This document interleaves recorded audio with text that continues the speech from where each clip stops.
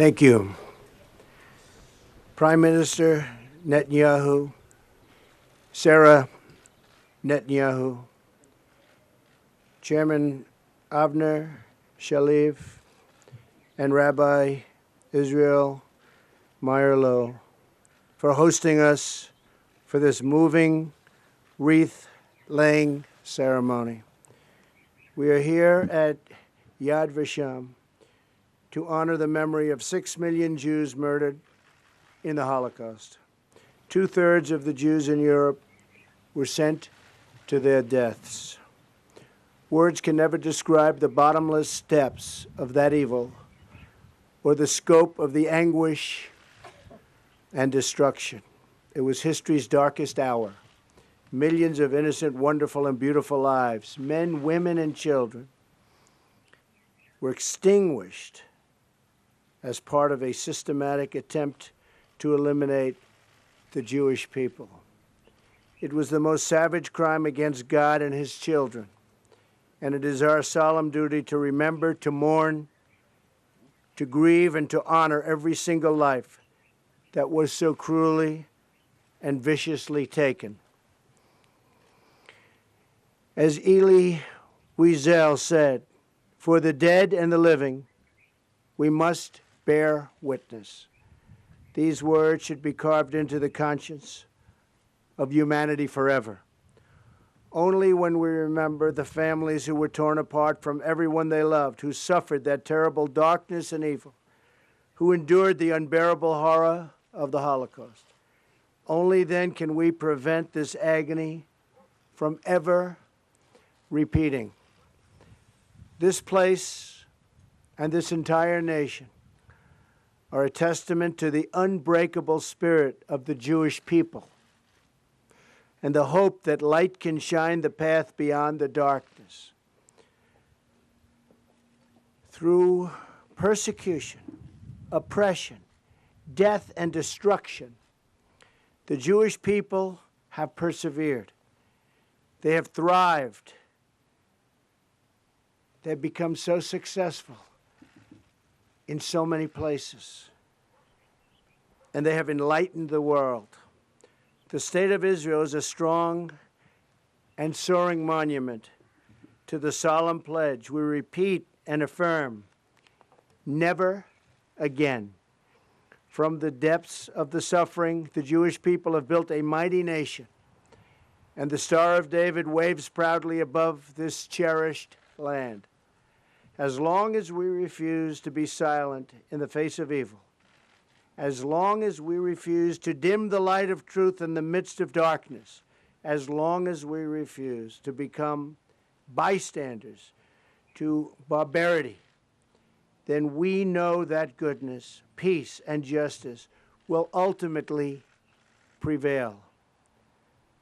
With sadness for the lives and dreams that were stolen from this earth, with determination to always keep the memories of the victims alive, and with resolve to confront evil wherever it threatens, we ask God to give us the strength, wisdom, and courage to chart the righteous path. Thank you. God bless the memory of the perished. God bless the survivors. God bless the Jewish people, and God bless the State of Israel. Thank you for having me. Thank you.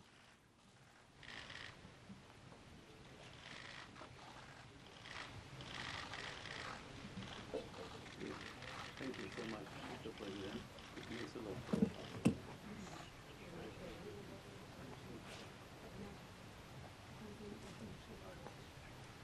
כבוד ראש הממשלה, בבקשה.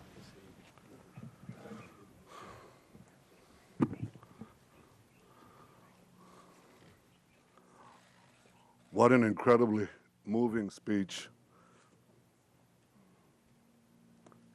that in so few words said so much. Thank you, Mr. President.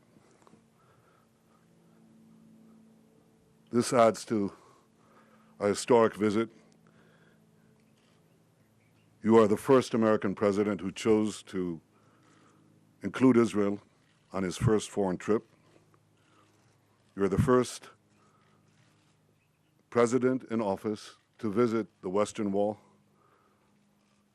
We were so deeply moved to see that picture of you touching the stones of the wall. And may I say, we were deeply moved to see First Lady Melania Trump touching the stone on that wall, and equally moved when we saw your daughter Ivanka and your son-in-law Jared do the same. Now you touch other stones. You honor today the memory of 6 million Jews who were murdered in the Holocaust. A few weeks ago, you gave a powerful speech in the Holocaust Memorial Day in Washington, D.C. And today, in this solemn place in Yad Vashem, our great monuments of remembrance, we remember the Holocaust. We remember the hatred towards Jews that consumed a defenseless people. We pledge never to be defenseless against that hatred again. And to fulfill that pledge, Israel must always be able to defend itself by itself against any threat. I appreciate America's long-standing commitment to that principle. And Mr. President, I appreciate your commitment to that principle, your commitment to the security of the one and only Jewish state, which is entrusted with securing the Jewish future. You said, Mr. President, just now, that we must confront evil in the world. We must confront the barbarians. They are, sadly, still with us. I want to say something about the bloody horror in Manchester last night. The slaughter of innocents must be unconditionally condemned and unflinchingly confronted, no matter where it occurs, in Manchester, San Bernardino, or Jerusalem. Terror is terror is terror. We must all unite to defeat it. Mr. President, today you call the terrorists losers. I know you agree with me that it's our job to make sure that they continue to lose. We will defeat them. Thank you. Thank you to First Lady Melania Trump. Thank you for taking such a strong stand for Israel and the Jewish people. It comes from the heart of all of us. Thank you, Mr. President.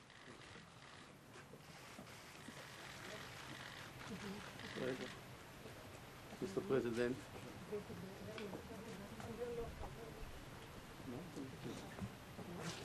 Please, we have here the First Lady.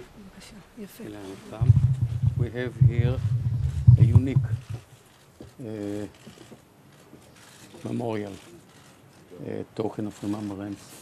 In this box, we have a replica that was specifically prepared for you of a young lady, Esther Goldstein. And here is Esther Goldstein. Look at the eyes of this young lady who was murdered. But what we have here is her personal album, as she filled and described from 37 onward in Berlin. And it went on and on until 42nd. There she was deported to Latvia Riga, where she was murdered. But in this album we have, it's a replica, exact replica of the album with all, you know, like kids are doing. What we can find here, Mr. President, is things like this. You know, don't forget me, Berlin. A child wrote, a lady, and a bit afterwards she was deported to Auschwitz and murdered. Here you can see another lady, some photographs typical to the hopes, love, and fears of youngsters, and the hope to fulfill life and what lives can bring with them. Another lady, Sonia, that writes to her, love the beautiful life, believe in God, don't be afraid of death, and wait for a better future. This was written in 42, which means at the midst of the killing and the murder, still hope, still love and still looking in a positive way towards the world. And this is the exact replica of that lady.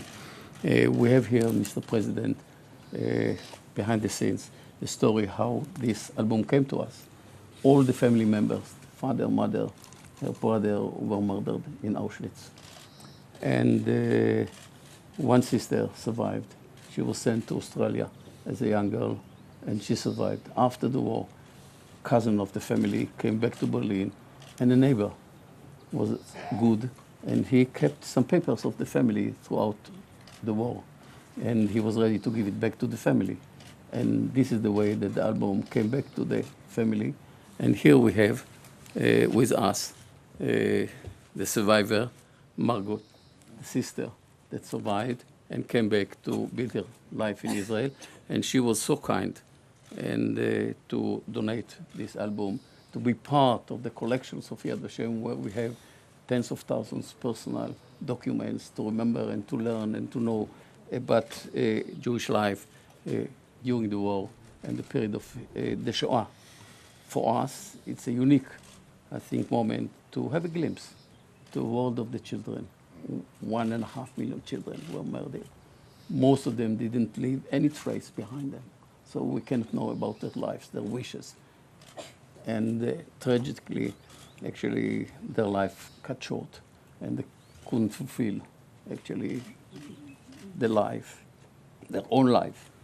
So this kind of material gives us the opportunity to study and to understand and to identify with this kind of human beings. And I think that we shall do our duty. We shall remember all of them. We shall remember Sonia and Bella and Esther and many others. This is our duty. We shall continue to do it because the remembrance of those human beings means a lot for us. As you have just said correctly, Mr. President, we have to remember each human being, and we have to remember the stake of their life and the destiny that they had to do and they didn't do and didn't fulfill. And it's specifically important in our world full of tensions. And thank you so much. Thank you. And thank you again. Thank you so much. Thank you very much. Most of it complicated. It's very meaningful to us, very moving. Thank you. תודה רבה, מרגו. Mr. President.